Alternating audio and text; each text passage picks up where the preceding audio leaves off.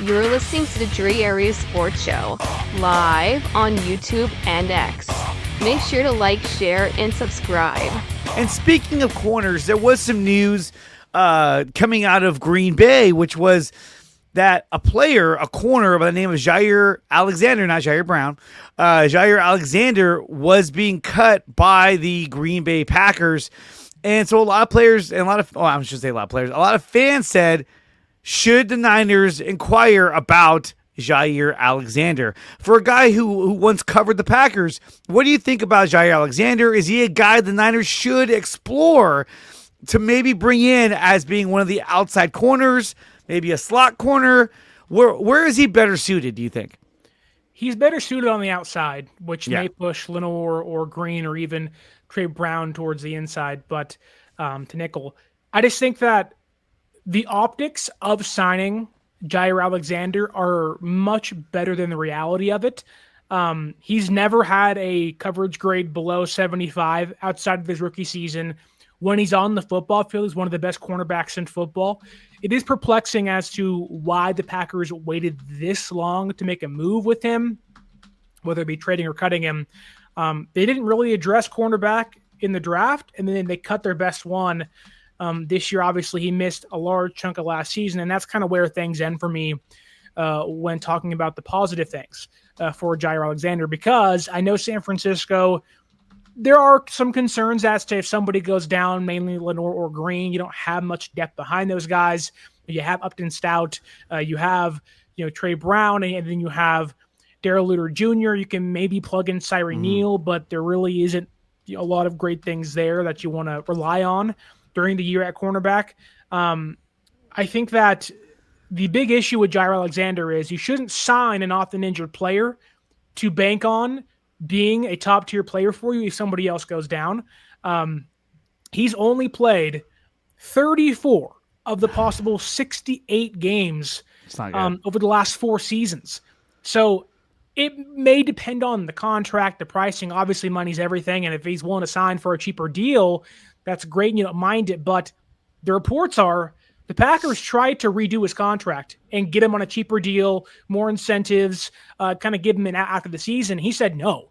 So if he's saying no to that, why would he say yes to San Francisco's cheaper contract in a place that has much higher taxes on a defense that he's probably going to be the cornerback 2 or 3?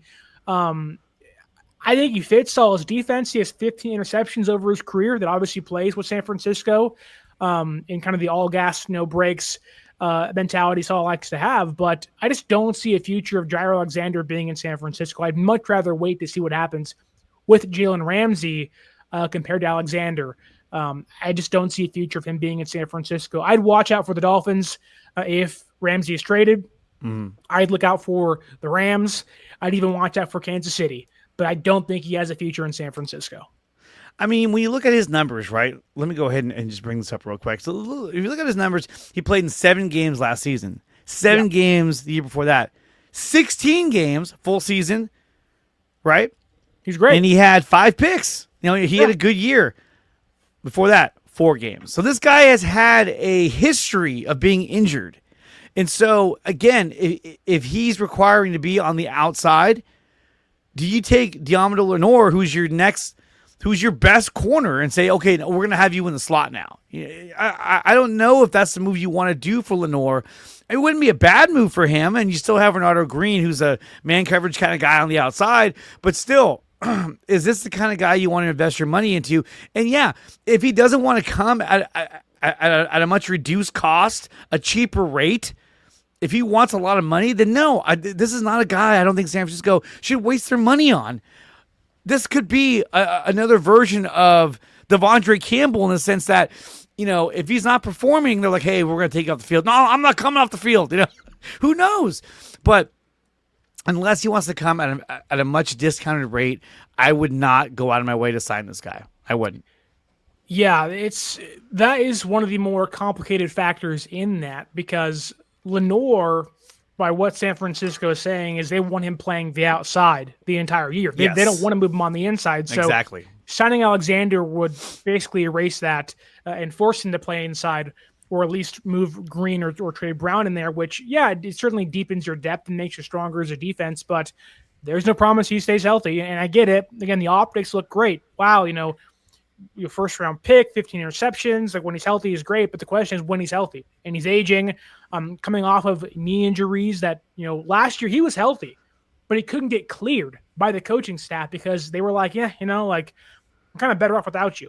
And he didn't play in the playoffs. He didn't play late in the season, and he wasn't part of the Packers' kind of push towards making a playoff run. So Green Bay clearly saw it as kind of a waste of money, waste of space. And even their GM was like you said yesterday, like we just couldn't afford to pay him what he was actually giving us. And that's a big part of this of like he was overpaid, he was underplaying or underperforming. And the last thing San Francisco should do is let Dre Greenlaw or watch Dre Greenlaw leave, cut Floyd, cut Collins, let Hufanga go, let Aaron Banks go, then bring in Jaire Alexander. And that doesn't make any sense to me. Like you're kind of talking out of both sides of your mouth if you do that. So I would not touch him with a 10-foot pole, in my opinion.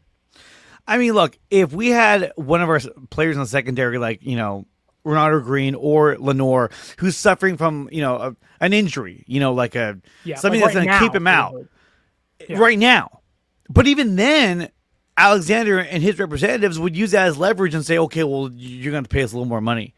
Right. So again, I don't think it's a good fit for San Francisco financially. I think that he could be a big difference maker on the team, but I don't think it's the right fit for this organization and for what we have going right now. And plus, they've already pretty much made it known that they're trying Upton Stout in that slot position. I know Lenore had a lot of good things to say about Stout. He had a lot of good things to say about Darrell Luter Jr., saying that, this is going to be his breakout year, which I hope it is because we haven't gotten much of anything from him other than touching the ball in the Super Bowl.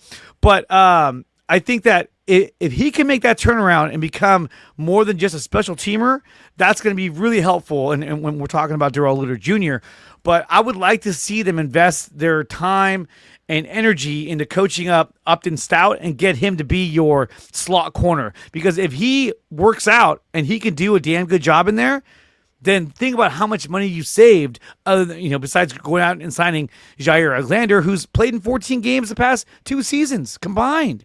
And that's, like you said, getting rid of Greenlaw, getting rid of Hufanga, and guys who are consistently injured. It doesn't make any sense to get a guy in Jaire Alexander because, look, when it comes down to these two guys right here, I think that these two, Jalen Ramsey is a guy that I would love to have. Love. Yeah. Now, he's another guy, too, that he's an outside corner. Yeah, but Jalen can also He can play all over, though. But I also would be open to moving somebody inside if it meant getting Jalen Ramsey. Obviously, they have to get him via trade, not by a release. But it also helps that, Jalen, he was played in LA for a long time, similar defenses. And you can argue that Alexander as well. Solo was in Green Bay last year as an assistant to Matt LaFleur, and there could be some connection there. But I think Jalen is, playing in Miami, similar defensive styles. There's much more of a, I don't want to say connection, but there's much more of a familiarity. Watch Jalen Ramsey play in San Francisco compared to Alexander. Ramsey, I think, is also a player that wouldn't, although he won his money to do so, I think he wouldn't mind playing safety. I think that's, as he ages, I think that's a big thing that could be in the works for him. And maybe I'm wrong there, and that's not the case. But I can see it. I can easily see that. Maybe that's years away. But when I think of top tier cornerbacks that age and turn into safeties, I think of Charles Woodson, who extended his career an extra 8 seasons and became one of the best safeties in football because of it. I think Ramsey kind of inching over the hump of 30, I think would really and should be open to the idea of doing that. And I would love the idea of adding Jalen Ramsey next to Mustafa at safety. Now, that would be badass. And maybe SF wouldn't want to do that, and maybe he'd say no under his current contract. But if that's possible, then yes. And I think if you can keep Lenore and Ramsey on the outside, move Green to the inside where he loves playing press coverage, you may have a really good trio, but it all comes down to financials. I don't know how much money San Francisco wants to pour into the roster after kind of gutting it this past offseason. I mean, Ramsey would be a game changer. I've always been a big fan of Jalen Ramsey, even when he had his feud with Deebo Samuel. Guess what? Deebo's gone now, so you don't got to worry about that. Like, hey, Deebo's gone. Let's bring him in. Hey, look, I think Jalen Ramsey has always been a game changer. Even back when he played for Florida State, I loved him then. I was like, this guy is, you could tell he was a man among men at Florida State. I was like, this guy's a badass. And we've seen what he can do in Miami. We've definitely seen what he can do in with the Rams in Jacksonville. So wherever he goes, he makes an impact. So I'd be all for us trying to get Jalen Ramsey. Obviously, it would depend on what they'd have to give up to get him. But a future, draft pick, I'd be down to give up for a guy in Jalen Ramsey because of his, not just his experience, but his skill set. And the guy is a gamer. He has a nose for the ball. And I think that this is a guy that could convert to a safety. Imagine him with Mustafa. That would be really, really nasty out there. In the back of the secondary. And Mike Gee, you just show up here and you're like, Shanahan is gone if no playoffs. Possibly. I don't know for sure. No. But anything's possible. The seat gets hot if then, but no. No. The Dre Area Sports Show is brought to you by SeatGeek. Use promo code Dre Area Sports to save $20 on your first purchase at SeatGeek.com. And we are also brought to you by Taryn Roy, the SEO Optimizer. If you're looking to boost your YouTube channel, then check out the SEO Optimizer. Use promo code Dre Area Sports to start your free trial today. Power Brand Systems. If you're looking to build a website for your small business or YouTube channel, then check out Power Brand Systems. Use promo code 300POWER to save up to $300 on your first purchase at Power Brand Systems.